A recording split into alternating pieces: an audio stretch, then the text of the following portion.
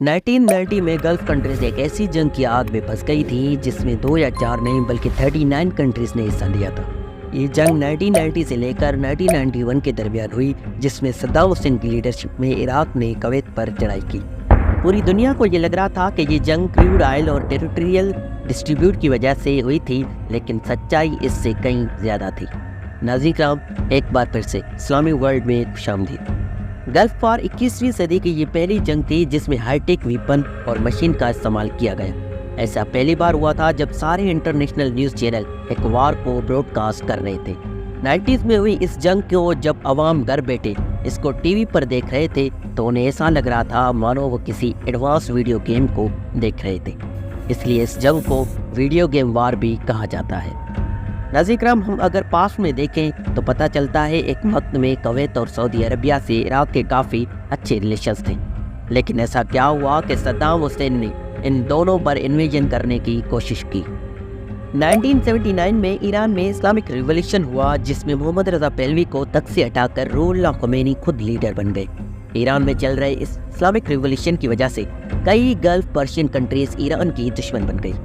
روح اللہ خمینی باقی مسلم کنٹریز میں بھی اسلامک ریولوشن کی اپیل کر رہے تھے، اس وجہ سے پورے گلف کنٹریز نے اسے ایک تھریٹ کے طور پر دیکھا۔ ایران میں شیعہ کمیونٹی کے لوگ زیادہ تعداد میں تھے اور وہیں دوسری طرف سعودی عربیہ، کویت، عراق میں سنی کمیونٹی کے لوگ زیادہ تھے۔ عراق میں شیعہ کمیونٹی کے کچھ بڑے لیڈر تھے جو اس ریولوشن کو شروع کرنا چاہتے تھے۔ ایسے میں اگر عراق میں بھی ریولوشن کامیاب ہوتا تو صدام حسین کا تخت مصیبت میں آ جاتا، اس لیے عراقی سرکار نے ان شیعہ لیڈر کو مروا دیا، جس وجہ سے عراق اور ایران کی جنگ کے خدشات زیادہ بڑھ گئے۔ تب کئی پرشین گلف کنٹریز عراق کو ایران پر حملہ کرنے پر اکسایا اور اسی دوران ان ملکوں نے عراق کو بہت سی مدد پہنچائی اور پھر جنگ شروع ہو گئی۔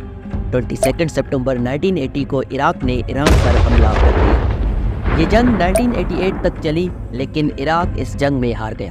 اس جنگ کے ہارنے پر کویت اور سعودی عرب عراق سے ناراض تھے اور اس وجہ سے جو قرضہ ان ملکوں نے عراق کو اس جنگ کے دوران دیا تھا وہ واپس لینے پر پریشر بنانا شروع کر دیا، لیکن جنگ کی وجہ سے عراق کے پاس سوائے تباہی کے کچھ نہ۔ انہی دنوں عراق نے اسرائیل کو یہ دھمکی بھی دی اگر اس نے عراقی ٹیریٹرائز کو فری نہیں کیا تو وہ اسرائیل پر کیمیکل ویپن کے ساتھ حملہ کرے گا۔ اس بات سے یو ایس اے کو بھی کافی دھکا لگا۔ یو ایس اے نے بھی عراق سے اپنا ہاتھ اٹھا لیا اور پھر کویت اور سعودی عرب نے جو قرضہ عراق کو دیا تھا وہ واپس مانگنے لگے۔ عراق نے کویت اور سعودی عرب کو خط لکھ کر بھیجا کہ قرضہ معاف کیا جائے، لیکن اس نے جواب نہیں دیا اور کویت نے عراق کو تنگ کرنا شروع کر دیا۔ عراق میں ایک طرف غریبی اور بربادی تھی تو دوسری طرف کویت نے بڑے پیمانے پر کریوڈ آئل نکالنا شروع کر دیا، جس وجہ سے مارکیٹ میں تیل کی قیمت کم ہو رہی اور عراق کو اس سے بھاری نقصان اٹھانا پڑ رہا تھا۔ پھر صدام حسین نے نہ آگے دیکھا نہ پیچھے، چڑھ دوڑے اپنی فوج کو لے کر کویت پر۔ 2 اگست 1990 رات 2 بجے صدام حسین کویت پر حملہ کر دیتا ہے۔ جہاں کویت کی فورسز عراقی آرمی کو نہیں روک پاتی ہے، 12 گھنٹے کے اندر عراقی آرمی کویت پارلیمنٹ کو کیپچر کر لیتی ہے۔ اچانک سے ہوئی اس جنگ کو جب تک کویت یا کوئی دوسری کنٹری سمجھ پاتی تب تک عراق فورس نے پورے ملک پر قبضہ کر لیا تھا۔ اس اٹیک سے عراقی آرمی نے کویت سے تقریباً $1 بلین بھی لوٹ لیے اور کویت کے کنگ جبر الاحمد الشبر الشبا بھاگ کر سعودی عرب میں چھپ گئے اور اپنے لوگوں کو مرنے کے لیے چھوڑ دیا، اور پھر صدام حسین نے کویت کا گورنر اپنے چاچا علی حسن الواجد کو بنا دیا۔ کچھ دن بعد یو این سی نے ریزولوشن 660 پاس کیا جس کے حساب سے صدام حسین کو یہ ٹیکس بند کرنے تھے، پر عراق نے ایسا نہیں کیا کیونکہ کویت میں دنیا کے 10% سے زیادہ آئل ریزرو موجود تھے۔ اتنا ہی نہیں، صدام حسین کا اگلا ٹارگیٹ سعودی عربیہ تھا اور اس بات کو یو کے اور یو ایس اے پہلے سے ہی سمجھ چکے تھے، اس لیے سیکریٹ آپریشن شروع ہوا۔